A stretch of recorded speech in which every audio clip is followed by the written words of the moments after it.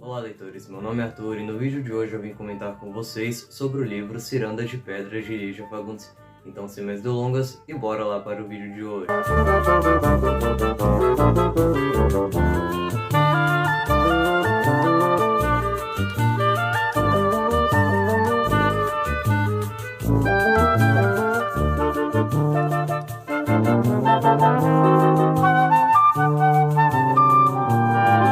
Antes de mais nada, eu peço para você se inscrever no canal, dar um like nesse vídeo e, se possível, deixar um comentário. Isso ajuda muito no engajamento, até porque esses vídeos de resenha são bem difíceis de gravar aqui no canal. Eu tenho que fazer muita pesquisa, ler o livro de fato, são vídeos mais longos que exigem um pouco mais, então a sua contribuição vai me ajudar muito. Bom, eu confesso ainda estar processando, digerindo essa leitura, porque é um livro que me deixou muito pensativo ao finalizá-lo, então talvez algumas coisas que eu fale nesse vídeo não façam muito sentido, ainda estou organizando meus pensamentos com relação a essa obra, mas eu decidi já fazer esse vídeo de uma vez e deixar de procrastinar a realização dele, porque já tem um tempo que eu finalizei essa leitura, e é um livro que merece um vídeo só para ele aqui no canal, porque foi uma das melhores leituras que eu realizei neste ano. Esse não foi o meu primeiro contato com a escrita de Lígia Fagundes Telles, eu já havia lido alguns de seus contos por meio dessa coletânea chamada Venha Ver o Pôr do Sol, inclusive eu li muitos desses contos mais de uma vez, e aqui são contidos os mais famosos contos da autora, né? Como o próprio Venha Ver o Pôr do Sol. Nessa coletânea também está presente o Antes do Baile Verde, que provavelmente é seu conto mais conhecido. Tem o conto Natal na Barca, que eu já fiz um vídeo só para ele aqui no canal, no ano passado. E como alguns de vocês devem saber, se tratando de contos, a Lígia Fagundes Telles sempre foi a minha escritora favorita. E eu sempre tive essa curiosidade de entrar em contato com os romances dela, que muitas pessoas elogiam e tudo mais, e eu decidi começar pelo primeiro que ela publicou, que é justamente o Ciranda de Pedra. Esse é um livro que foi publicado originalmente no ano de 1954. Essa minha edição é da editora José Olímpio, publicada em 1984, mas hoje em dia esse livro é editado e publicado pela editora Companhia das Letras. Então não se encontra mais à venda essa antiga edição aqui, que eu comprei em um sebo recentemente. É um livro simples, ele não tem muitos extras, somente uma nota da editora no início da edição, explicando um pouquinho sobre a escrita da Lígia, a sua história e tudo mais. E em seguida tem uma ficha aqui de obras da escritora, né? Todas as obras que ela havia publicado até o momento. Bom, a Lígia Fagundes Telles nasceu em São Paulo e tem uma certa história aí por trás da sua idade, né, da sua verdadeira idade, do verdadeiro ano que ela nasceu. Isso porque, infelizmente, em abril desse ano, ela veio a falecer e com isso surgiram muitas notícias, né, falando que a autora tinha morrido aos seus 98 anos, que havia nascido no ano de 1923, mas foram aparecendo aí alguns estudos que provavam que a escritora, na verdade, era 5 anos mais velha. Ou seja, ela havia morrido aos seus 103 anos e, na verdade, dessa forma, ela havia nascido no ano de 1918. Mas falando agora de sua escrita, então assim como nos contos, em seus romances ela trabalha muito com a sutileza, tanto nos acontecimentos quanto nas ações e diálogo entre os personagens, fora os diversos simbolismos que ela utiliza em sua narrativa e metáforas. Em alguns de seus contos, ela retrata um pouco da fé dos personagens, e isso está muito presente aqui em Ciranda de Pedra por meio da protagonista, chamada Virgínia. Então dificilmente você vai ler um livro de Lígia Fagundes Telles onde tem aquele conceito do bom e do mal, do vilão e do mocinho. Normalmente a gente não tem um grande vilão nas histórias de Lígia Fagundes Telles, isso porque ela sempre retrata seus personagens com muita realidade, naturalidade. Todos eles cometem erros e acertos. Mas vamos agora então falar de fato sobre o romance Ciranda de Pedra. Eu já aviso para vocês que esse vídeo conterá alguns spoilers da obra. Então se você não gosta de spoilers ou não leu esse livro, recomendo que feche esse vídeo e volte depois. Bom, narrado em terceira pessoa, esse se trata de um romance de formação, ou seja, uma história que vai acompanhar a vida de alguém desde sua infância até um certo ponto. Então, normalmente, romances de formação acompanham o desenvolvimento de algum personagem. Como exemplo de outro romance de formação que é bem famoso, é o próprio David Copperfield, do autor Charles Dickens. Só que, diferentemente de Ciranda de Pedra, David Copperfield é um livro que acompanha o personagem até a sua velhice. Enquanto aqui a gente acompanha a história da Virginia somente até a sua fase adulta, o início da sua fase adulta. Esse livro é dividido em dois momentos, ou seja, em duas partes. A primeira na infância da personagem e a segunda a partir do momento em que ela sai do internato e volta aí para a casa de seu pai, já aí na sua vida adulta. Em sua infância, Virginia ela passa por dois ambientes diferentes. Ela transita entre duas casas. A primeira delas, onde ela fica mais tempo, é na casa de Daniel, atual marido de sua mãe. Acontece que recentemente seus pais acabaram se separando, isso porque Natércio, o pai de Virginia, descobriu que Laura estava o traindo com Daniel. Acontece que no casamento eles tiveram 3 filhas, Bruna, Otávia e Virginia. Virginia ficou com a mãe, enquanto Bruna e Otávia ficaram com o pai no casarão. Natércio é um homem muito rico, né? Mexe com negócios, empresas e tudo mais, então ele constitui aí aquela típica família burguesa. Enquanto o Daniel é um rapaz muito mais humilde, então ele tem uma casa bem mais simples e tudo mais, e a Virginia não se conforma com essa separação de seus pais. Primeiro, que ela gostaria de viver no casarão junto de sua mãe, que é um local que ela teria todas as suas regalias, então ela tem uma certa inveja das irmãs por morar lá e ter tudo o que querem, fora que ela tem que conviver com o padrasto que ela se força a odiar, no caso. Ela não verdadeiramente odeia ele, mas por conta das influências de Bruna, que é sua irmã, e o seu pai, o Natércio, que sempre envenenam a cabeça dela, falando que ele é um homem mau, que ele foi um dos responsáveis por romper esse casamento e tudo mais. Acontece que em nenhum dos dois ambientes a Virginia se sente pertencente. Enquanto na casa de Daniel ela tem um ambiente bem melancólico e inseguro por conta do estado de saúde de sua mãe, que está bem crítico, não fica muito claro o que aconteceu com ela aqui na história, mas pelo visto ela enlouqueceu, inclusive ela ficou internada por um tempo, isso logo depois de ter se relacionado com Daniel, então não é especificado qual é a condição dela, a condição mental que ela tem, mas fica bem claro que ela está num estado bem vegetativo. Ela já saiu do sanatório, agora está em sua casa, mas mesmo assim ela não recuperou a sua lucidez. E é muito difícil para Virginia conseguir associar tudo isso, entender o que está acontecendo com a mãe. É muito dolorido e ao mesmo tempo muito difícil de acompanhar os diálogos entre as duas. Enquanto Virginia insiste em convencer a si mesma que a mãe está melhorando, a mãe, por outro lado, nas poucas conversas que as duas têm, não demonstra nem um pouco de lucidez, não consegue prestar atenção no que a filha fala, responde ela com coisas confusas e tudo mais. Ela se utiliza de muitas simbologias e metáforas para dialogar com a filha, e claro que isso vai afetar o desenvolvimento dela. Nessa mesma casa, eles contam com a ajuda da empregada, que é a Luciana. A Virginia também não gosta nem um pouco dela. No entanto, dentro desta casa, é com Luciana que a Virginia mantém mais contato, com quem tem mais diálogos, mesmo que esses diálogos sejam tanto quanto ríspidos por ambas as partes. A Luciana é uma pessoa bem astuta, né? Então ela consegue perceber muito bem os comportamentos de Virginia, o que ela está pensando e tudo mais. Em contraponto, uma vez por semana, ela sempre vai visitar o casarão do pai e lá ela fica com as irmãs e seus amigos. Acontece que durante a infância ela nutre toda uma visão muito idealizada do casarão. É como se lá fosse um local perfeito, onde só o pai a amasse de verdade, em que lá ela poderia ser feliz, mas o que acontece na prática não é bem isso. Naquele ambiente ela é totalmente excluída pelas pessoas. O seu pai não demonstra o mínimo de afeto pela filha, ele é uma pessoa muito fria, enquanto as irmãs sempre a excluem, tanto das brincadeiras quanto nas conversas. Isso fica muito claro em diversos trechos aqui da obra, onde a Virginia tenta a todo custo se inserir naquela roda de amigos, mas acaba sendo sempre rejeitada e tratada como um fardo. Então toda essa rejeição também vai afetar o desenvolvimento dessa personagem, que aos poucos vai começar a se tratar como se fosse uma própria inimiga. Ela tem uma autoestima baixa, ela sempre se acha feia, se acha um incômodo e coisas do tipo. Neste casarão, além de interagir com as irmãs e com o pai, lá moram também a governanta, que é uma mulher muito metódica, né? Ela sempre coloca muitas responsabilidades ali nas irmãs. E tem o grupo de amigos que é constituído por 3 pessoas, o Antônio, a Letícia e o Conrado. O Conrado é o mais velho do grupo, ele é vizinho de Virginia e ela nutre uma paixão por ele. Apesar da narrativa ser em terceira pessoa, esse é um livro muito introspectivo. A Virginia é uma pessoa que pensa muito. E muitas das vezes os seus pensamentos não são nem um pouco agradáveis, principalmente aí na sua fase adulta. E eu sinto que a todo momento na narrativa sempre paira ali um ar meio que melancólico. Um trecho que na minha concepção sintetiza muito bem essa sensação de não pertencimento que a Virginia tem e que também explica muito bem o título dessa obra é o seguinte: aproximou-se dos anõezinhos que dançavam numa roda tão natural e tão viva que pareciam ter sido petrificados em plena ciranda. No centro, o filete débil da fonte a deslizar por entre as pedras. Quero entrar na roda também, exclamou ela apertando as mãos entrelaçadas dos anões mais próximos. Desapontou-se com a resistência dos dedos de pedra. Não posso entrar? Não posso?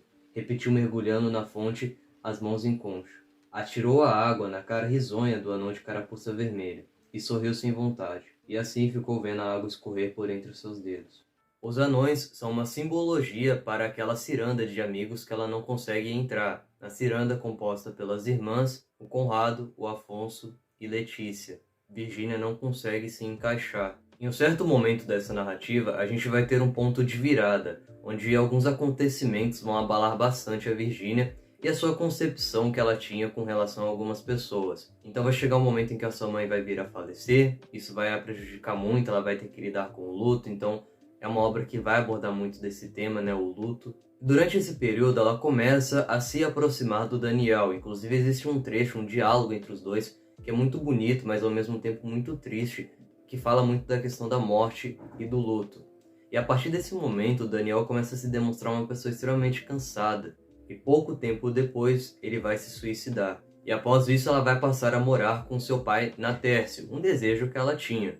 Acontece que ao se inserir naquela casa e naquele grupo de pessoas de forma permanente, ela vai perceber o quão era rejeitada por todos. Mais uma vez, ela não se sente pertencente a um local e quer fugir a todo custo. Para piorar, vai ser revelado que o seu verdadeiro pai não é Natércio, e sim Daniel, aquele que acabou de morrer. Aos poucos ela vai perceber que Natércio a trata de forma diferente das irmãs, sempre com indiferença, como se ele quisesse a todo custo manter-se longe dela, até porque a Virgínia, querendo ou não, representa de forma materializada a traição da mãe. Para além disso, temos o tempo todo Bruna julgando, né, sendo a dona da razão aqui a todo momento na história. Ela é uma pessoa muito religiosa, então ela sempre se utiliza da Bíblia para falar mal da mãe e do Daniel, como se aquilo que tivesse acontecido com a mãe fosse um castigo divino. Isso fará com que aos poucos a Virgínia comece a tomar um certo repúdio realmente da Bíblia. E vai chegar um momento aqui dessa história, bem no final aqui dessa primeira parte, onde a Virgínia vai tomar uma atitude que vai meio que romper a sua fé.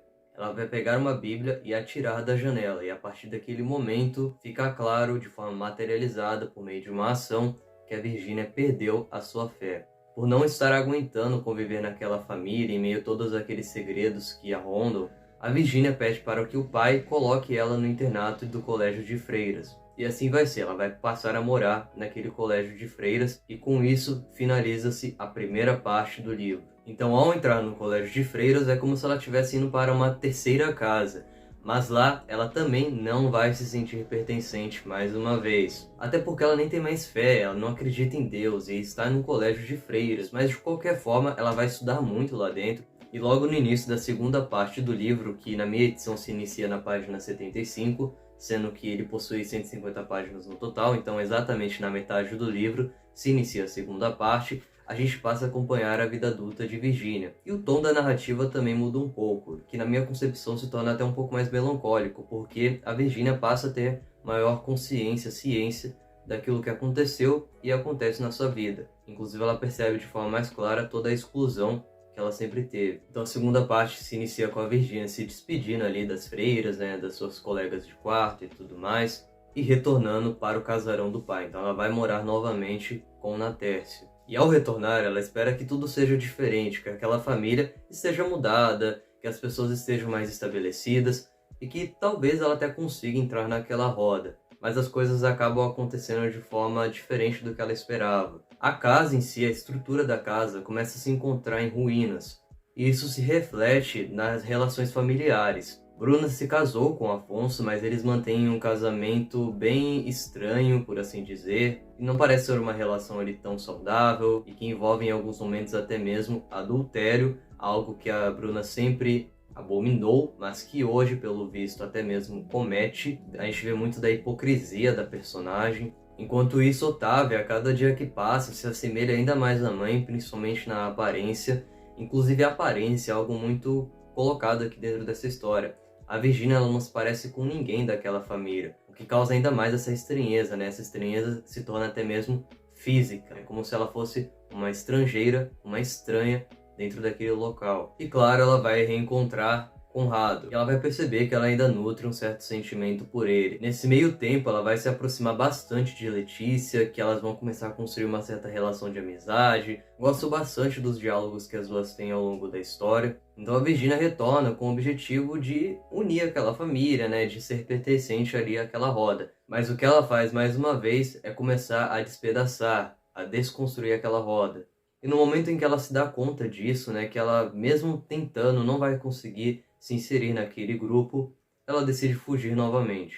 Só que desta vez ela tem ciência da sua solidão e passa a aceitar melhor isto. Então no final do romance a gente vê que a personagem toma a decisão de ir embora e viajar sem rumo pelo mundo. E o que encerra esse livro aqui é um diálogo entre ela e Conrado, onde os dois confessam amor um pelo outro, e nesse momento eu já achei que a Virgínia ia querer ficar com ele e eles iam viver felizes para sempre, o que seria um final bem contraditório e bem chato para a história, até porque se ela aceitasse ficar com o Conrado, de qualquer forma ela tentaria de novamente pertencer àquela família, pertencer àquelas pessoas, algo que não fazia bem a ela. Mas felizmente ela não fica com o Conrado, ela mantém-se firme aí na sua decisão de ir embora, e é dessa forma que termina Ciranda de Pedra, com Virgínia desistindo de pertencer a uma família, mas indo em busca de sua própria identidade. Um dos temas centrais de Ciranda de Pedra é justamente essa ruína da família, e isso me lembrou muito as obras de Júlia Lopes de Almeida, tanto A Falência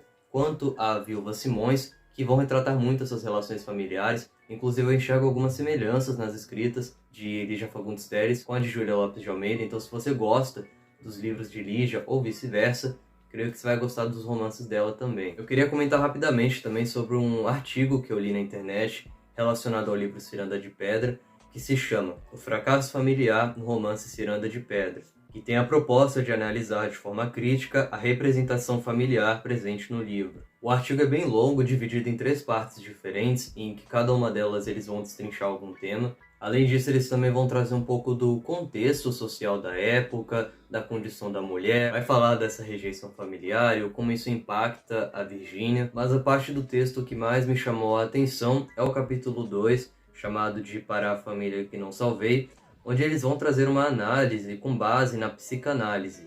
Em um momento vai ser citado um ensaio publicado por Freud no ano de 1910, intitulado de Leonardo da Vinci e uma lembrança de sua infância, onde o Freud analisa a infância e juventude do artista renascentista italiano e, sobretudo, a sua relação com a mãe e a quase total ausência do pai. E nesse texto, o Freud ele explica a necessidade da figura paterna. Em um trecho ele diz o seguinte: na maioria dos seres humanos, tanto hoje como nos tempos primitivos, a necessidade de se apoiar numa autoridade de qualquer espécie é tão imperativa que o seu mundo se desmorona se essa autoridade é ameaçada. Já no próprio artigo tem o seguinte trecho: em suas observações sobre a arte de Da Vinci, Freud associa a ausência paterna à descrença em Deus, uma vez que para ele o afastamento do pai provoca o esfriamento na crença divina e na religião, referências substituídas pela figura paterna. Assim, um pai ausente acarretaria no desapego a Deus e à religião. A ideia é que a reação do desencontro por Deus é acionada a partir da falta de autoridade e eventual ausência do pai. Lembrando que isso é uma perspectiva do Freud, é uma teoria dele e não uma opinião minha, tá? Só estou citando aqui o que é dito no artigo. Eles explicam que destacaram esse trecho do ensaio de Freud por se tratar de algo presente em Ciranda de Pedra, particularmente em diversas referências cristãs e católicas que punem a relação de Laura e Daniel de modo implacável. Ou seja, explicando toda essa lógica, a Virgínia vem de uma família católica que era ligada a Deus e as suas maiores influências eram o pai e a sua irmã Bruna, que sempre reafirmavam essa punição divina contra a mãe. Em um certo instante, a Virgínia passa a questionar isso, ela descobre quem é o seu pai de verdade e passa a não ter mais fé e não acreditar em Deus. E isso vai de encontro com a teoria de Freud a partir do seu ensaio citado.